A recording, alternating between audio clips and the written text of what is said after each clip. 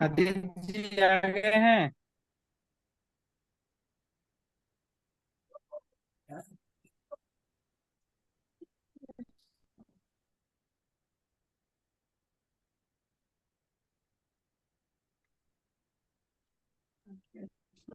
आदित्य जी आवाज आ रही है आपको?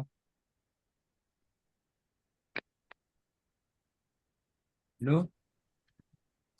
आ रही है सर। आ रही।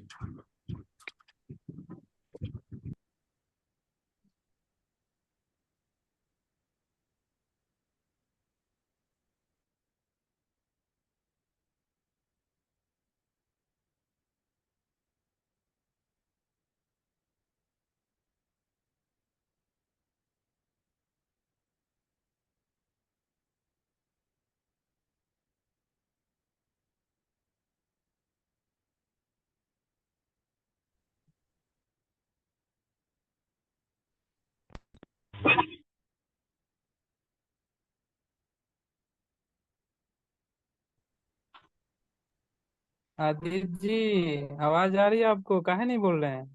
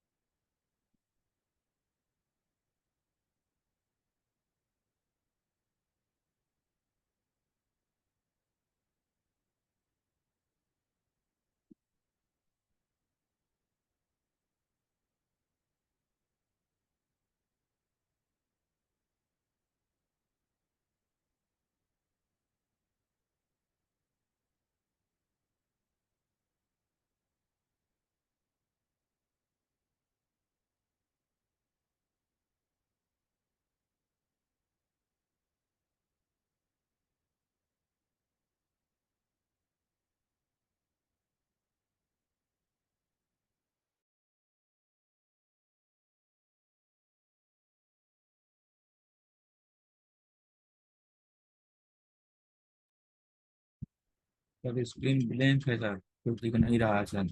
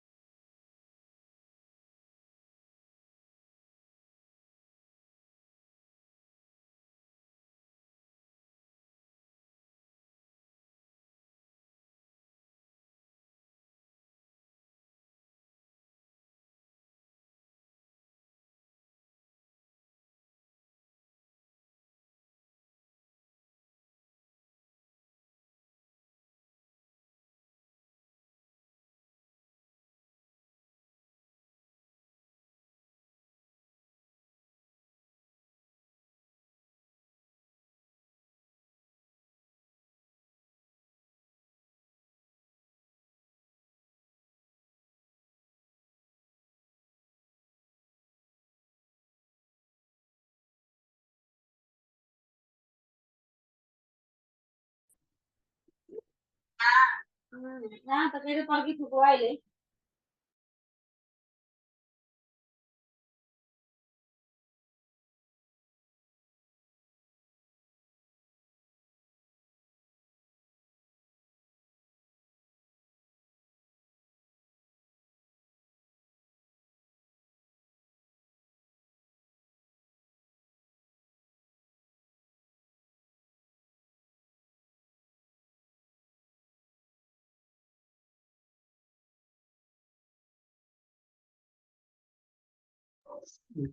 चलिए, आवाज आ रहा है?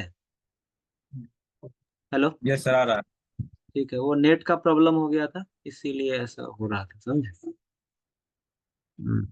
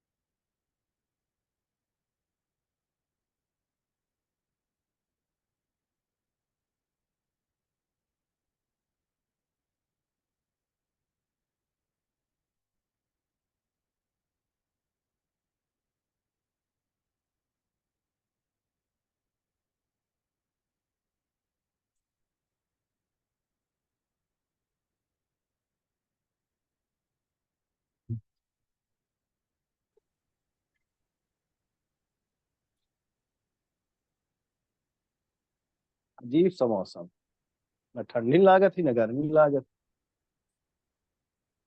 हाँ। चलिए आवाज को म्यूट कर लीजिए, है ना, सारे लोग म्यूट कर लीजिए। MU इमरान जी, आवाज म्यूट करिए। चलिए, जिनको जो प्रॉब्लम होगा, जब हम बोलेंगे कि हाँ आप पूछिए, उस टाइम जो भी लोग होंगे एक एक करके पूछ लेंगे, ठीक है। अभी जो है, अब हम स्टार्ट करते हैं। सबसे पहला कि कोई भी मोबाइल अगर रिपेयरिंग करने जाते हैं आप, तो आपको एक चीज तो पता होना चाहिए कि ये कौन सा आईसी है, ये कौन सा आईसी है, ये किसके लिए काम कर रहा है। पहला अप्रोच तो यहाँ होना चाहिए, चाहे आप कोई सा भी मॉडल क्यों ना आप टच कर रहे हैं। पहला कि ये पता होना चाहिए कि ये आईसी किस काम के लिए लगा हुआ है, ये आईसी किस काम के लिए लगा हुआ है, ये आईसी किस काम के लिए लगा हुआ है। इतना तो सभी लोगों को पता है, अगर उस लेवल पर, दुकानदार लेवल पर रिपेयरिंग करते तो। अब इसमें लगा क्या हुआ है, किसका लगा हुआ है। इसमें जो है ना, मीडिया टेक का सीपीयू लगा हुआ है। किसका लगा हुआ है? मीडिया टेक का सीपीयू है।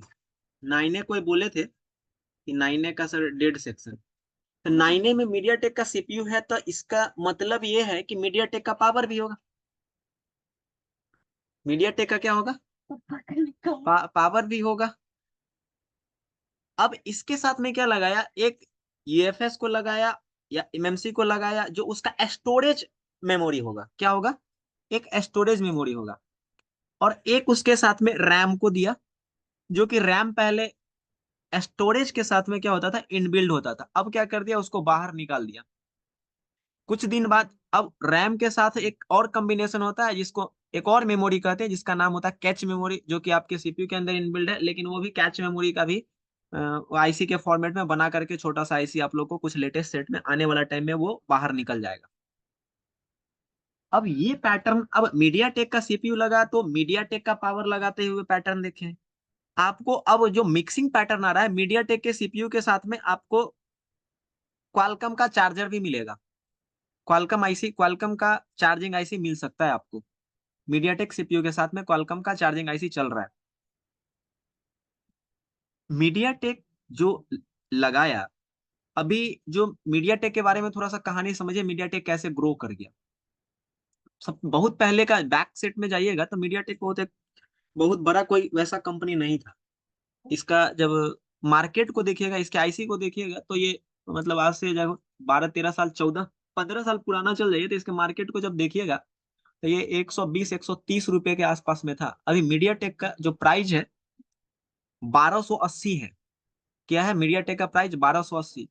क्वालकॉम के बारे में सुनिए, क्वालकॉम का अभी जो है ना, जो मीडिया टेक का 15 साल पहले कहानी था, वो क्वालकॉम का कहानी अभी है, उसका 160-170 चल रहा था। मतलब एक मीडिया टेक क्वालकॉम को कितना पीछे छोड़े हुए है, वो समझिए। क्वालकॉम जो है ना, अभी उसका प्राइस रेट है 170, 168, 170। आज के टाइम, मतलब कल, मतलब जो बीता हुआ कल है, मतलब जो कल हुआ है, उसमें 170 करोड़, 170 करोड़ रुपया को क्वालकॉम चिपसेट के साथ में इन्वेस्ट किया गया है। मतलब अब आने वाला टाइम जो है ना, क्वालकॉम मार्केट को पकड़ने वाला है। क्वालकॉम खास करके अभी जो पकड़ेगा, क्योंकि कल इन्वेस्टमेंट जो हुआ क्वालकॉम चिपसेट के साथ में, अपने इंडिया के साथ में इन्वेस्टमेंट हुआ है उसका, जो उसका मैन्युफैक्चरिंग होगा, क्वालकॉम चिपसेट करेगा फिर से यहाँ से इंडिया में। 170 करोड़ रुपया वो डाला है तो चिपसेट पर काम करने के लिए, वनटी आईटी सेक्टर के लिए। ये बहुत बड़ा, मतलब समझिए कि इसको एमटीके को टक्कर देने के लिए ला रहा है। लेकिन दोनों में बेस्ट कौन है? तो मीडिया टेक का सीपीयू जल्दी फ्लॉप करता है एज ए कंपेयर क्वालकॉम का। मीडिया टेक है तो हम चर्चा कर रहे हैं दोनों का एक साथ सीपीयू में। आपको जब कभी भी कोई ऐसा प्रॉब्लम आएगा कि बक सीपीयू जितना बार रिवॉल्व किया बक अनस्टेबल ही रह रहा है, उस टाइम आप समझ लीजिए कि दूसरा सीपीयू को स्वैप करके डाल करके एक बार चेक करना नेसेसरी है। अब इसमें एक चीज और, कि आपको एक चीज का हमेशा ध्यान रखना होगा कि रैम इसमें DDR3 DDR4 चला रहा है। DDR2 का कहानी तो खत्म है, नहीं, DDR3 और DDR4 रैम है। रैम का रिप्लेसमेंट DDR3 और DDR4 आप कर सकते हैं। मतलब आपका सेट अगर ऑन नहीं हो रहा है तो DDR4 अगर है तो DDR4 रिप्लेसमेंट आपका कोई सा भी सेट से डाल दीजिए, या DDR3 भी डालिएगा तो कोई उतना इम्पैक्ट नहीं पड़ता है, थोड़ा सा स्लो हो जाएगा सेट। अब चर्चा रहा यूएफएस का, तो यूएफएस को आपको मीडियाटेक के साथ में किसी भी चिपसेट को आप प्रोग्राम करके चेंज कर सकते हैं मीडियाटेक के साथ में। जबकि क्वालकॉम का कुछ सेट में कुछ कुछ चिपसेट के साथ में अवेलेबल है, लेकिन मीडियाटेक के सारे के साथ में अवेलेबल है कि आप इसको चेंज वेंज कर सकते हैं। अब आइए पावर, हमारा सेक्शन कहाँ था, पावर। आखिरकार मीडियाटेक और क्वालकॉम के बीच में बहुत बड़ा डिफरेंस है उसके बूट बूटिंग प्रोसेस पे। मतलब जो बूट होता है ना, जिस टाइम आपका मोबाइल स्विच ऑन करता है, उसके बूटिंग प्रोसेस में मीडियाटेक और क्वालकॉम में बहुत बहुत डिफरेंस है। उसे डिफरेंस को हम लोग आज समझेंगे कि क्या ऐसा करना होगा कि आप लोग का स्टेप समझ में आ जाएगा। तो स्टेप कॉपी में लिखिएगा, जो लोग पढ़े हुए हैं ऑफलाइन में खास करके उनको तो स्टेप पता होगा, लेकिन उनको भी कुछ आज नया चीज मिल जाएगा मीडियाटेक के बारे में। ये मीडियाटेक करता क्या, और हर मीडियाटेक का पैटर्न यही होगा, चाहे मीडियाटेक एक पावर आईसी लगाए, कॉपी में नोट कर लीजिएगा, चाहे वो सिंगल पावर आईसी लगा, डुअल पावर आईसी लगा, ट्रिपल पावर आईसी लगा, क्वाड पावर आईसी लगा, चाहे वो 5 पावर आईसी क्यों नहीं लगा दे। और एक चीज और समझिए, आपके माइंड में अभी तुरंत समझ में आ जाएगा थोड़ा देर बाद कि 5 आईसी बनाना क्या है। मतलब 5 आईसी हम कैसे बना लेंगे। श्रीदेव कुमार महतो, अपने आवाज को म्यूट कर लीजिए, लेट से ज्वाइन हुए हैं तो थोड़ा सा वो कर लीजिए, कोई भी लोग आवाज नहीं रखिए अपनी तरफ से। अब हम आपको एक चीज दिखा रहे हैं कि एक अगर पावर आईसी है, कैसे कैसे पावर आईसी आपको सेट को मतलब इंक्रीज करता है, कैसे पावर आईसी बढ़ता है सेट में, वो देखिए। मान लीजिए ये मीडियाटेक का कोई सेट है, इसमें सेक्शन बटा हुआ है, मतलब एक आईसी है, ये सिर्फ सिंगल आईसी है। 6357 इसको समझ लीजिए, क्या है 6357 है। ये ए सेक्शन, ये बी सेक्शन, ये सी सेक्शन, ये डी सेक्शन, ये ई सेक्शन, ये एफ सेक्शन, जी सेक्शन, एच सेक्शन। मान लीजिए ये इतना सेक्शन है। अब इसका मर्जी किया कि डी सेक्शन का कुछ पार्ट को हम बाहर कर दें। डी सेक्शन के कुछ पार्ट को हम क्या करते हैं, बाहर कर देते हैं। डी सेक्शन के कुछ पार्ट को बाहर किया, इसके पास में कॉइल लगाया, ये एक आईसी का फॉर्मेट दे दिया। अब इसका मर्जी हुआ कि ई सेक्शन का कुछ पार्ट को आगे कर दे, ई सेक्शन को बाहर किया, मतलब ई सेक्शन के कुछ पार्ट को बाहर किया, यहाँ पर एक कॉइल लगाया, बक, बस उसको अलग कर दिया। सी सेक्शन के कुछ पार्ट को अलग किया, यहाँ कॉइल लगाया, ये अब ये बन क्या गया, इसका सब पावर आईसी बोलने लग गया। मतलब single power, dual power, triple power, quad power. मतलब पावर आईसी चेंज होने का एक सीधा सा मतलब है कि आपका जो जनरेशन आप जो बढ़ा रहे हैं, दैट द पावर आईसी वहां पर हो रहा है। आप हम अभी सिंगल हैं, शादी होगा, उसके बाद हमारा बच्चा का मतलब बच्चा जनरेट करेगा, बच्चा हुआ, अब वो क्या एक उसका बच्चा होगा, उसका बच्चा होगा, दैट्स मतलब क्या हुआ, एक ही फैमिली के हैं हम लोग, और हमारा क्या हो रहा है, जनरेशन ग्रो कर रहा है। दैट्स मोबाइल में भी वही चीज था कि जब सबसे पहले आया, एक ही चीज में सबको इनबिल्ड कर दिया, यहां तक कि सीपीयू पावर उबर सब एक ही चीज में पहले था। जो लोग पुराने मोबाइल से रिपेयरिंग का काम करते हैं उनको पता है कि एक ही साथ में सीपीयू पावर, लाइट, ग्राफिक्स सब एक ही आईसी में घुसाए हुए था। जैसे जैसे जनरेशन बढ़ रहा है, उसको क्या कर रहा है, वर्कलोड कम कर रहा है। वैसा आपके साथ में भी हो रहा है। आप जहां पर ऑफिशियली वर्क कर रहे हैं, आपको पूरा प्रेशर नहीं दिया जाता है, प्रेशर को कम कर दिया गया है। बैंकिंग वाले को देखिए, ऐसा हाल हो चुका है कि सब गूगल पे, फोन पे का यूज करता है, बैंकिंग वाले एकदम रिलैक्स मोड में बैठे रहते हैं, उनका अपना जो काम है बस वो करे, बस इतना। नहीं तो जब फोन पे और गूगल पे नहीं था, तो याद करिए कि बैंक में पैसा जमा करने के लिए भीड़ में लड़ाई कभी कभी करना पड़ जाता, पैसा जमा करने के लिए और निकालने के लिए अपना पैसा। दैट्स यही चीज है जनरेशन। आपका क्या हो रहा है, कोई भी चेंजेस नहीं ला रहा है, सब कुछ वही है। आईसी बढ़ा करके सिर्फ कंफ्यूजन, मतलब आपका फैमिली बढ़ गया। अब देखिए फैमिली जब बढ़ जाता है तो क्या हो जाता है, बहुत ज्यादा लड़ाई झगड़ा इधर उधर होने लग जाता है। तो वही चीज है कि जब इस आईसी को बढ़ाया गया तो सिर्फ मैकेनिक के माइंड में कंफ्यूजन आया, लेकिन जो मैकेनिक इस चीज को जान रहा है कि वही चीज को उठा करके डाला है, इसमें अलग कर दिया है, उसके लिए कोई कंफ्यूजन की बात नहीं है। उसको पैटर्न पता है कि करना क्या है उसमें, बस आपको भी वही काम करना है। तो इसमें आई थिंक कि जो हमको लगता है कि 9A में जो दिए हुए है, ये पावर आईसी जो है ना, इसका हमको लगता है 6357 ही है 9A में। 9A में 6357 ही है ना, कंपोनेंट नेम से देख लीजिए, 9A 6357 ही है। सीआरबी है सर, वही 357। हाँ, चलिए इसको पूरा डिलीट कर देते हैं।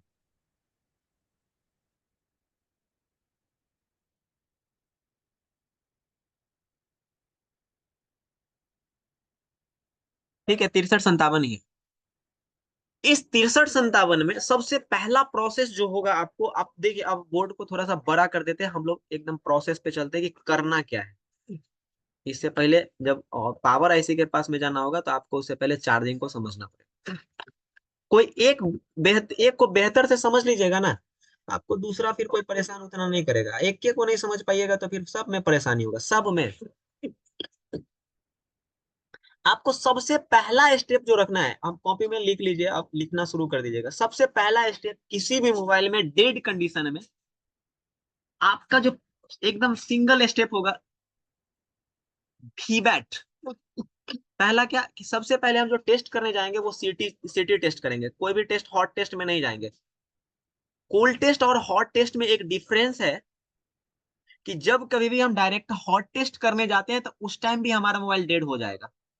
हॉट टेस्ट जैसे ही करने गए हमारा मोबाइल ही डेड हो गया, जो बचा हुआ था कस्टमर के साथ में कस्टमर कुछ बचा करके लाया, आप हॉट टेस्ट किए, मोबाइल डेड हो गया।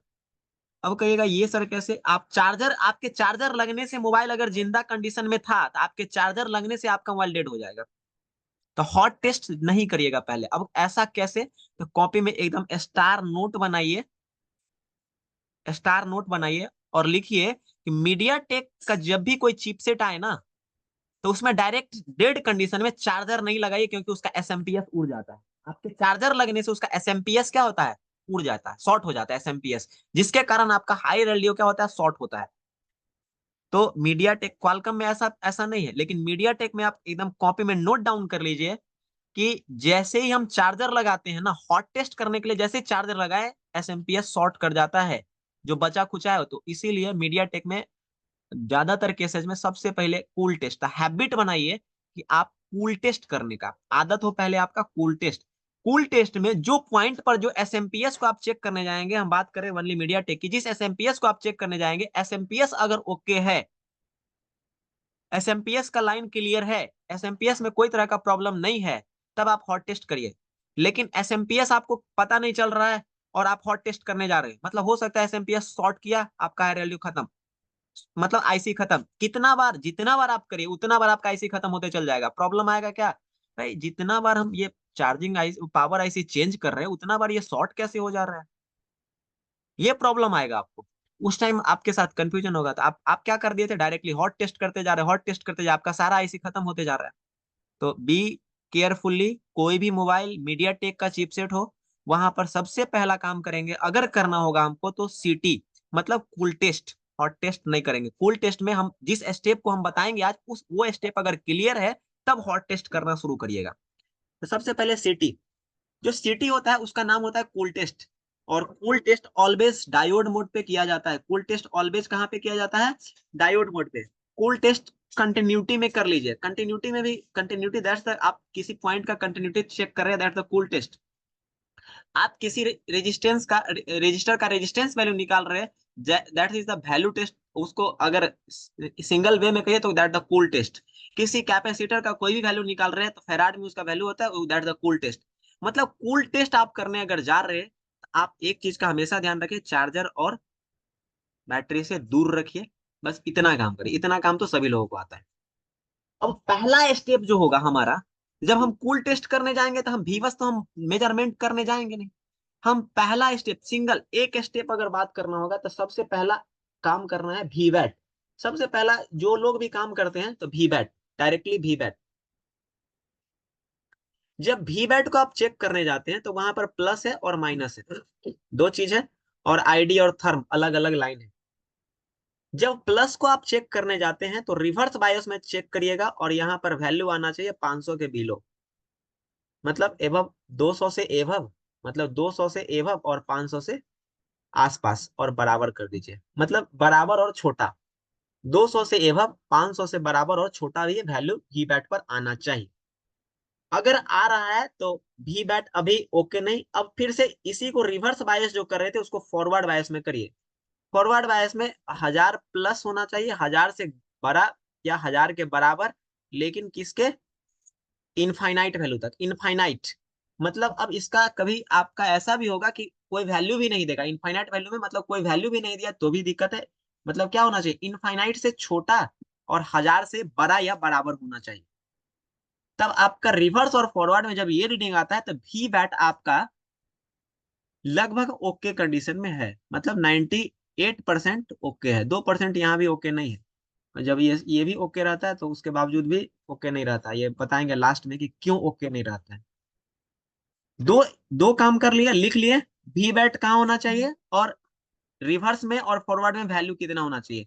लगभग सारे मोबाइल का रेंज यही रखिएगा एक्सेप्ट सैमसंग को छोड़ करके। जब सैमसंग का कोई लोग अभी आज नहीं बोले हैं, कोई ऐसा भी दिन आएगा जब सैमसंग को बोलिएगा, उस टाइम जब सैमसंग पर आएंगे तो सैमसंग में एक्सेप्शन है, जो कि उसका लगेगा कि लीकेज है, उस कंडीशन में भी सेट ऑन रहेगा। वी बैट ओके कंडीशन तो समझ गए। अब वी बैट का बैड कंडीशन समझिए, मतलब वी बैट खराब है कैसे। जब वी बैट पे फुल शॉट आ जाए, मतलब रेजिस्टेंस क्या हो जाएगा उसका, रेजिस्टेंस जीरो हो जाए। मतलब रेजिस्टेंस वैल्यू क्या जीरो हो जाएगा। जब रेजिस्टेंस वैल्यू किसी का जीरो हो जाता है तो इसका मतलब शॉर्ट हो जाता है वो। जब रेजिस्टेंस वैल्यू उसका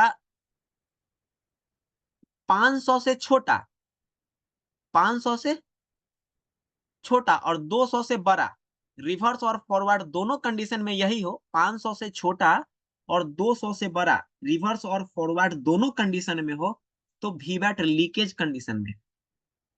मतलब लीक कंडीशन में कि रिवर्स और फॉरवर्ड क्या हो गया, 500 से छोटा, 200 से बड़ा, ये वैल्यू आने लग गया। या 800 से 800 के आसपास, रिवर्स और फॉरवर्ड दोनों 800, दोनों 600, वो क्या हो गया, लीकेज कंडीशन हो गया। मतलब वीवैट हमारा क्या हो गया, लीक कंडीशन, वीवैट हमारा क्या हो गया, शॉर्टिंग कंडीशन, और वीवैट हमारा ओके कंडीशन। ये तीनों कंडीशन कॉपी में मेंशन कर लीजिएगा। वी बैट से आप क्या पता कर सकते हैं कि आपके वी बैट से आप किसको पता करेंगे, कि वी बैट से आपका डायरेक्टली पावर आईसी पता होगा क्या, नहीं।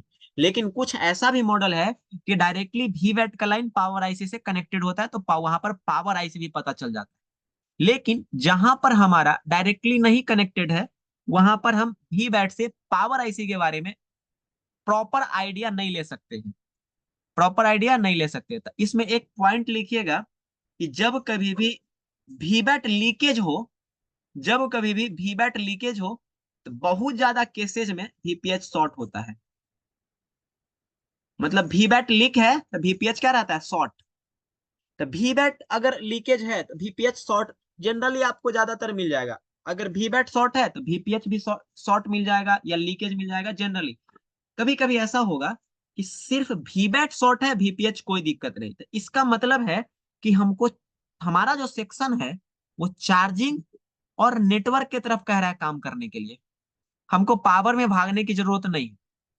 मतलब अगर वीबैट हमारा शॉर्ट हो रहा है, हमका, मेरा सीधा इंडिकेशन है कि आप चार्जिंग में करिए, चार्जिंग में प्राइमरी चार्जिंग में करिए, सेकेंडरी चार्जिंग में करिए, फास्ट चार्जिंग में करिए, फ्यूल गेज में करिए, या फिर आप हो सकता है नेटवर्क सेक्शन में करिए जो वीबैट का लाइन गया हुआ है। बस इतना ही में वो झूलते रहता है। बात समझ में आया? इतना तक में अगर किन्हीं भी लोगों को समझ में नहीं आया तो वो बताइए। इसके आगे अब चार्जिंग के बाद का हम बात करेंगे कि चार्जिंग को कैसे समझेंगे कि चार्जिंग ओके है या नहीं। इतना तक खाली वी बैट पॉइंट पर चेक करने में किन्हीं को भी दिक्कत है तो ये पूछिए।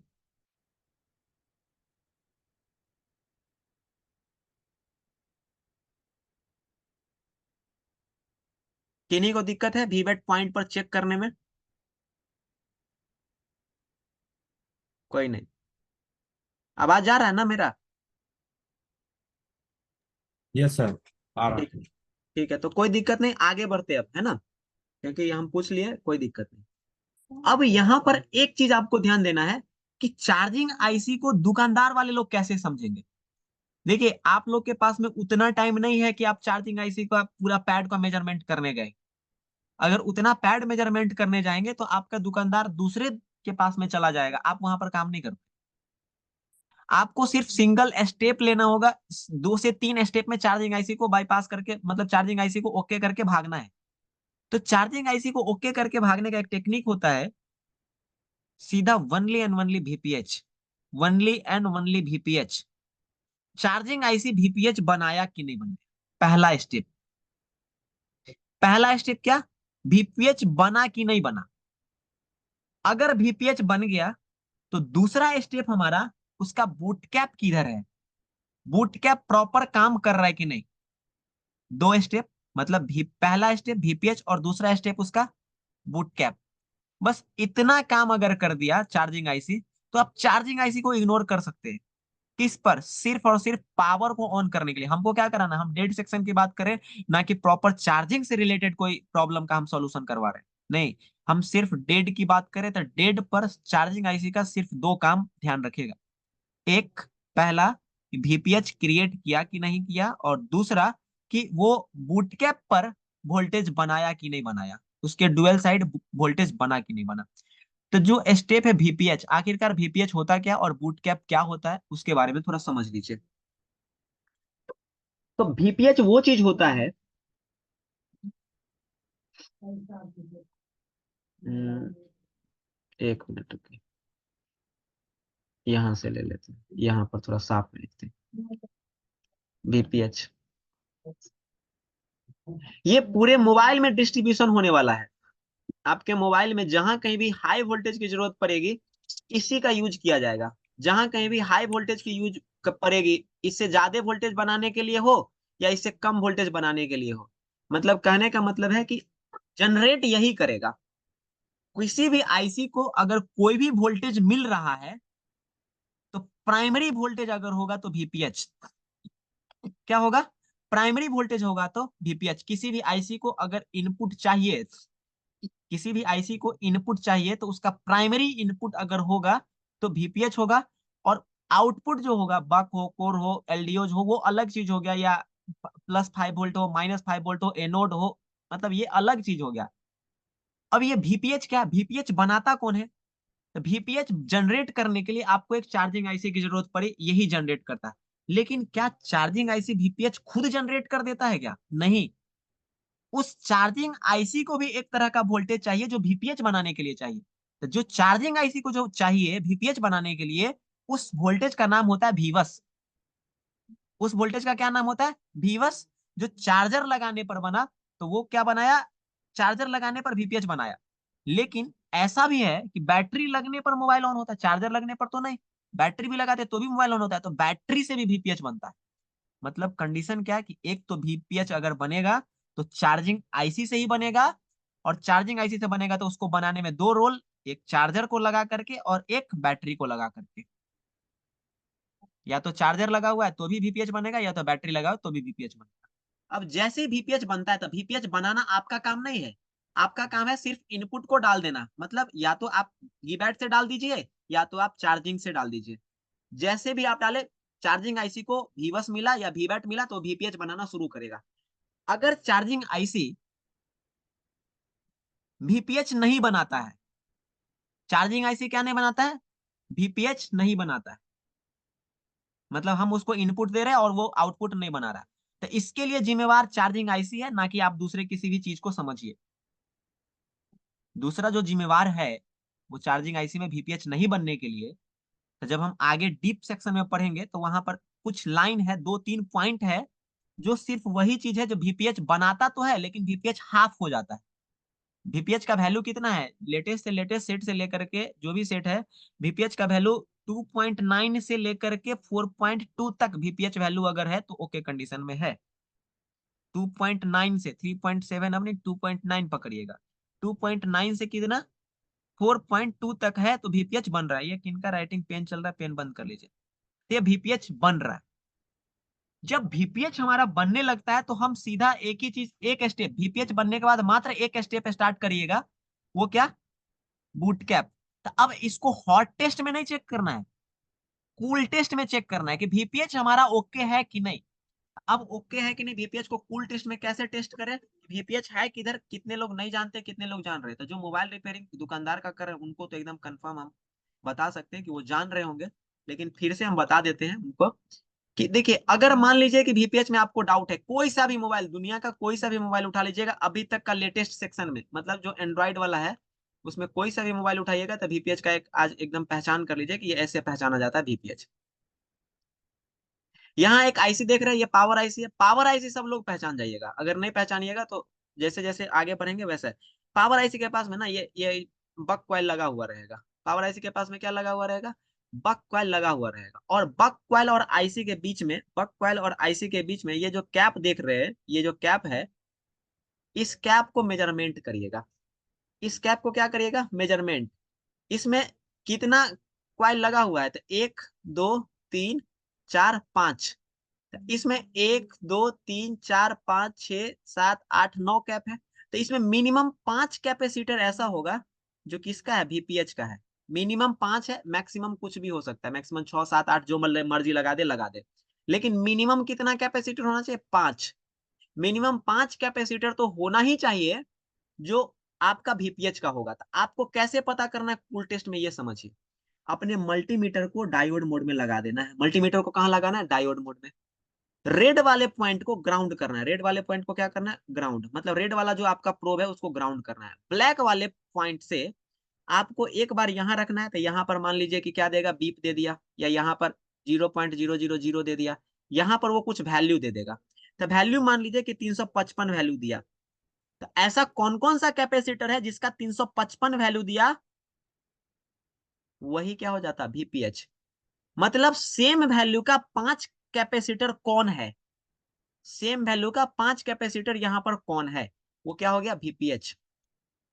ये आप कैसे समझेंगे, कूल टेस्ट जब करेंगे तो सेम वैल्यू का वीपीएच मिला, भाई मिल गया, मिल गया, ठीक है।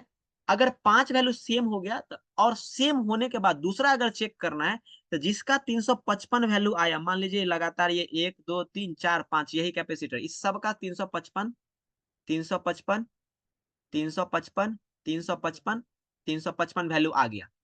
तब सारे पर एक प्रोब यहां रखिए, दूसरा यहां रखिए, तो बीप करना चाहिए। एक प्रोब यहां रखिए, दूसरा प्रोब यहां रखिए, तो बीप करना चाहिए। एक दूसरे के साथ पांचों कैपेसिटर क्या करने लगेगा, बीप करने लगेगा।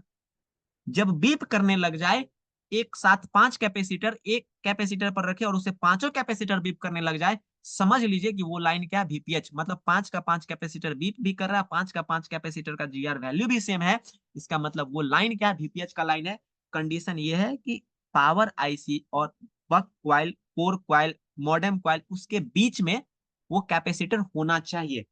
मतलब हर मोबाइल में आपको, जितना भी मोबाइल है उस मोबाइल में पावर आईसी और क्वाइल के बीच में जो कैपेसिटर होता है, वो कैपेसिटर जनरली आपको वीपीएच का मिलेगा। किसका मिलेगा, वीपीएच का। अब हमको कुछ नहीं करना है, हमको बोर्ड के दूसरे साइड में पहुंचना है। यहां पर वैल्यू था कितना, 355। बोर्ड के दूसरे साइड पहुंचना है, बोर्ड को पलट देना है, कोई जंपर नहीं मारना है उसमें, आ करके इस दो क्वाइल पर चेक करना है। इस दो क्वाइल पर चेक करना है कि वीपीएच कौन है। तो यहां पर भी 355 दे दिया, और यहां पर भी गलती से 355 यहां पर भी दे दिया। अब ये दोनों क्या हो गया, हम दोनों क्या मान लिए, वीपीएच। अब हम चार्जिंग आईसी इसको माने कि इसको माने, कंफ्यूजन होगा कि भाई ये चार्जिंग, नया लोग जो रहेंगे उसको बहुत कंफ्यूजन होगा। तो क्योंकि 355 दे रहा है, यहाँ भी 355 दे रहा है, यहाँ पर अब चार्जिंग आईसी कौन सा है, अब तो पता नहीं भैया। दो आईसी भी है, अब ये भी हो सकता है, ये भी हो सकता है, तो अब कैसे पता करें। तो वीपीएच क्वाइल के पास में जो डायोड लगा हुआ रहेगा, वो डायोड ऑलवेज पैरेलल में रहेगा। ध्यान रखिएगा, उसको ईएसडी डायोड कहते हैं, इलेक्ट्रोस्टैटिक डिस्चार्ज। इस डायोड का रोल इतना इंपॉर्टेंट रोल है, ये डायोड आप पूरा आईसी को रिप्लेस कर लीजिएगा, ये डायोड में अगर प्रॉब्लम रहेगा ना, तो आपका मोबाइल बनने वाला नहीं, बिना हटाए हुए इसका। अब करना क्या था, अब वीपीएच हमको सबसे पहले वीपीएच बता रहे, तो वीपीएच को समझिए। ये इस क्वाइल पर कितना था वीपीएच, 355 वैल्यू आया था। तो इसका मतलब कि हम अगर पीछे वाले कैपेसिटर से इसको बीप कराए तो बीप करेगा। अगर बीप करवा दे तो यहाँ बीप करने लग जाएगा पीछे वाले कैपेसिटर से। तो बीप अगर कर गया तो भैया ये भी क्या हो गया, वीपीएच का लाइन हो गया। यहां से बीप किया तो ये भी क्या हो गया, वीपीएच का लाइन हो गया। मतलब पूरे बोर्ड में कहने का मतलब कि कहीं भी वैल्यू अगर 355 आया, 355 वैल्यू आया और साथ में उस पॉइंट के साथ बीप भी किया, तो वो वीपीएच था। क्या था, वीपीएच था। अब पूरे बोर्ड में वीपीएच सारे लोग पहचान जाएंगे, जो लोग नहीं पहचान पा रहे तो वीपीएच पहचान जाएंगे। किसी भी जंपर मारने की जरूरत नहीं है, कहीं भी आगे पीछे करने के नहीं, जीआर के बेस पर और कंटिन्यूटी के बेस पर वीपीएच पहचान लेंगे सारे लोग। बोलिए, जी जी सर। सर। कहीं कोई दिक्कत नहीं होगा ना, चाहे ये आईसी हो चाहे वो आईसी हो, कोई सा भी। ये आईसी के पास में देखेंगे क्वाइल पर कैपेसिटर पर सेम वैल्यू आया 355, तो दूसरा स्टेप में हमको क्या करना है, सीधा बीप मारना है, बीप मरवाना है कि बीप कर रहा है कि नहीं। क्योंकि ध्यान रखिएगा कि 355 वैल्यू आ सकता है अलग अलग, जैसे ही अलग अलग वैल्यू आएगा ना तो बीप नहीं करेगा। 355 सेम वैल्यू आया, देखिए कंडीशन, एक्सेप्शन थोड़ा सा देखिएगा, एक्सेप्शन को बहुत ज्यादा ध्यान में रखिएगा तो मजा आ जाएगा। 355 ये एक लाइन था 355 VPH, लेकिन यही एक लाइन था 1.8 का, ये भी आ रहा था कितना 355, दोनों का वैल्यू तो सेम है, लेकिन दूसरा पॉइंट इसको फ्लॉप कर देगा। इस पॉइंट से इस पॉइंट को बीप करवाने की कोशिश करेंगे पॉइंट रख करके, तो ये बीप नहीं करेगा, तो हम समझ जाएंगे कि वैल्यू सेम है लेकिन पॉइंट लाइन अलग अलग है। क्लियर, बात समझ में आया? बात समझ में आया ये चीज जो बोले हैं? जी सर। हाँ sir, yes sir, yes sir. चलिए, अब करना क्या है, कोई सा भी मतलब बोर्ड के पास में कोई सा भी, या इस आईसी के पास में चला जाए, इसको VPH मिल रहा होगा तो यहाँ पर 355 ही आना चाहिए, एकदम एक्यूरेट वैल्यू आना चाहिए, कोई सा भी डिफरेंट नहीं। यहाँ पर भी 355 आना चाहिए, यहाँ के कॉइल पर भी 355 आना चाहिए, दोनों के साथ बीप करना चाहिए। बोर्ड के किसी भी कोना में जाइए तो वही सेम वैल्यू आएगा, पूरे बोर्ड में यही मेजरमेंट करने का तरीका है। तो अब VPH लाइन हम आपको बताएं, तो अब VPH लाइन नहीं, पूरे बोर्ड में जितना भी लाइन होता है 38 मतलब कि 20 से 25 टाइप का, 20 से 25 टाइप का LDO होता है, बक होता है, कोर लाइन होता है, जितना भी है, इसका टेक्निक नापने का सिर्फ यही है कि GR अगर सेम हो गया LDO 1.8 का, तो 1.8 जहां जहां भी गया होगा उसका वैल्यू सेम ही होगा, GR भी सेम होगा, कंटिन्यूटी भी देगा। लेकिन कुछ ऐसा जगह है जहां पर लाइन सेम होगा, GR डिफरेंट होगा और कंटिन्यूटी भी नहीं देगा।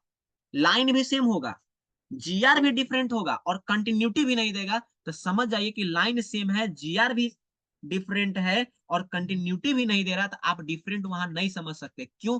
क्योंकि उस लाइन में आप समझिए या तो रजिस्टर लगा दिए हुए, उस लाइन में क्या लगा दिए हुए, रजिस्टर लगा दिए हुए, या तो डायोड लगा दिए हुए है। ध्यान रखिएगा, बहुत ही यूनिक पॉइंट बोल रहे हैं। लाइन भी सेम रहेगा, GR डिफरेंट रहेगा, वोल्टेज सेम रहेगा, GR क्या रहेगा, डिफरेंट रहेगा, लाइन भी सेम रहेगा, और उसमें क्या होगा कि आप जब चेक करिएगा तो आपका बीप नहीं करेगा। तो आप समझ जाइएगा कि लाइन डिफरेंट हो गया, लेकिन लाइन क्या रहेगा, सेम वही लाइन रहेगा। उस लाइन में यूज किया गया कंपोनेंट जो होगा वो रजिस्टर होगा और डायोड होगा। डायोड को कैसा यूज किया होगा उस लाइन में, सीरीज में। अब सीरीज में कैसा, एक VPH का ही लाइन में आप लाइट सेक्शन में नाप करके देखिएगा, डायोड में, सीरीज में जो डायोड रहता है उसके एक साइड VPH का वैल्यू कुछ आएगा और आउटसाइड VPH का वैल्यू कुछ आएगा। लाइन तो VPH ही है, वोल्टेज VPH का ही आ रहा है, लेकिन वैल्यू डिफरेंट हो जा रहा है। क्यों? बीप कराइएगा तो डायोड के इस साइड से बीप उस साइड करवा लीजिए, नहीं करेगा। क्यों? क्योंकि कंपोनेंट वहां पर लगा हुआ है, कौन सा, एन चैनल, मतलब कि N type of, P type of material से बना हुआ, जिसके कारण से वहां पर वैल्यू डिफरेंट कर दिया है। और डिफरेंट करने के साथ कंटिन्यूटी भी नहीं आएगा, एक डायोड के इस साइड से कंटिन्यूटी लेना होगा और एक डायोड के दूसरे साइड से कंटिन्यूटी लेना होगा। इस पॉइंट में अगर किन्हीं भी लोगों